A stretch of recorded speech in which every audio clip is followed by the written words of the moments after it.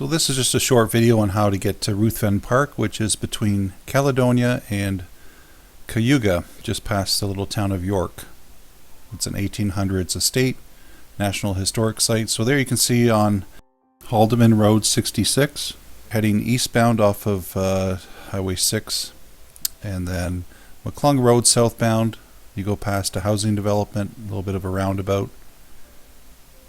So this is coming from Hamilton. We had lunch at Wally Parr Sausage and just headed southbound on Highway 6 and then followed these roads to get to Highway 54, which runs along the river from Caledonia to Cayuga for this portion.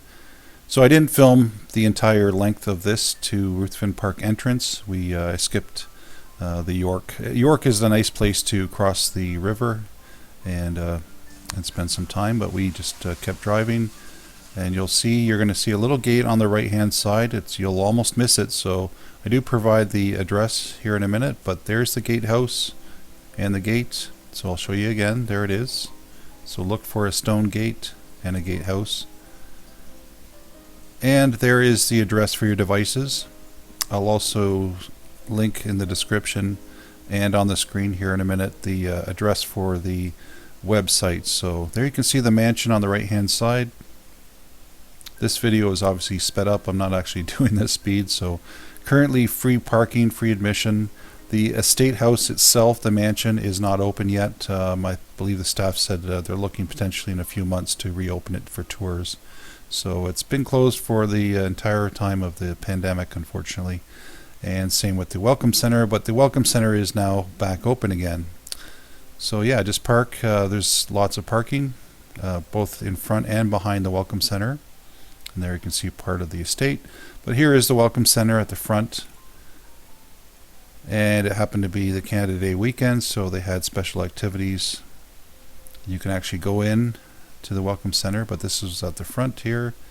There was hardly anyone around when we were there in terms of visitors, so it was kind of quiet and relaxing. So it's a nice place to kind of get away from the crowds, just go for a nice walk along the Grand River. And this is inside the Welcome Center, so there's a sketch of the actual estate mansion. And the Welcome Center does have a little gift shop and a kind of a tribute to the lady that handed over the property. She was the aunt of the two Thompson brothers of the 5th generation of Thompsons. There's the washrooms, and some are accessible, or at least one of them is. And there you can see the website and the map layout of the property. And then nature sightings, both birds and insects and creatures, so feel free to add to the board. It's a great place for bird watching. You can see they have quite a number of birdhouses there.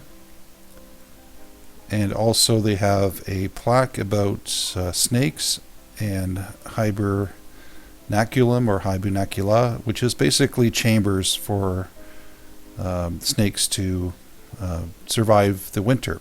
And there you can see some old driftwood that snakes love to go in between. And on the property you'll see really nice mature trees. My favorite is the willow trees. But there you can, I think that's a ghost, maybe of a teenage boy and a dog, or it could be my son, I'm not sure.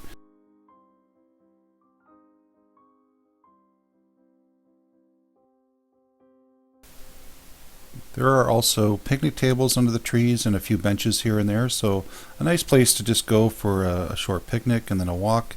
Just make sure you obviously clean up after yourselves and take any trash. And there's the front of the estate.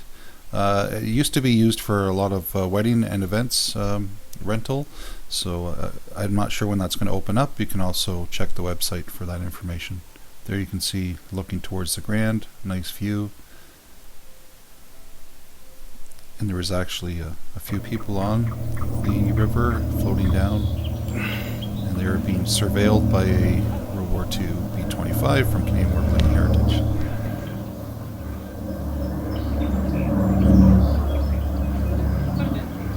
And I did happen to spot this little guy. I think it's a Japanese beetle, which unfortunately is an invasive species in our part of the world. So I will let the park know about that. But lots to see along the trail. We did have some mosquitoes bugging us along the way, so I would suggest some insect repellent.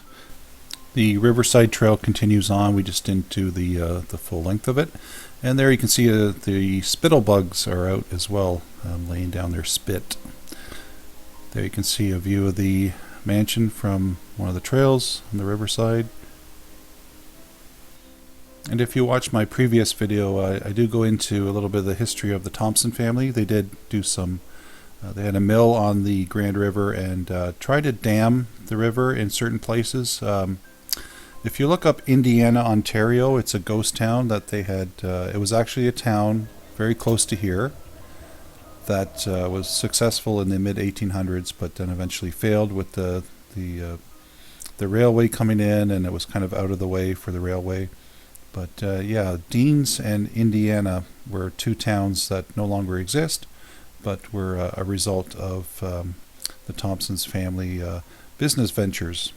So there you can see some of the family here.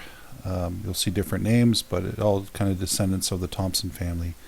We've also heard that the site and the grounds could be haunted.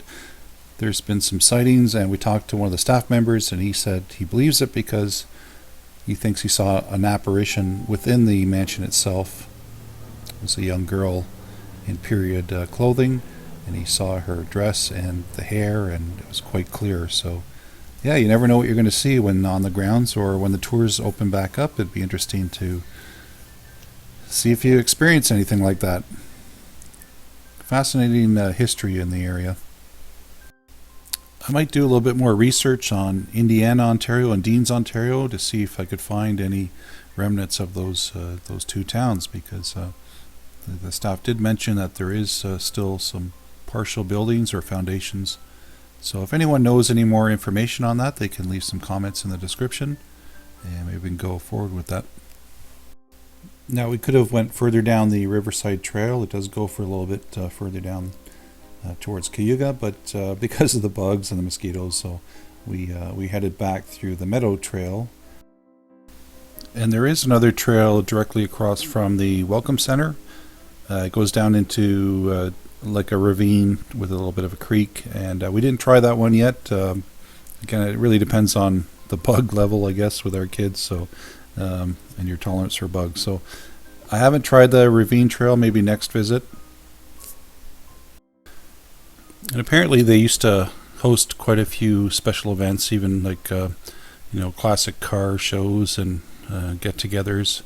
So it's a nice place to visit, and hopefully after a few months things will get a bit back to normal. And just a reminder to check out the previous video done in December. I'll link to that in the description about Ruthven and a little bit more on the history. So thanks for watching, everyone. Please remember to click the subscribe button. I appreciate it. And stay tuned for more videos. Bye for now.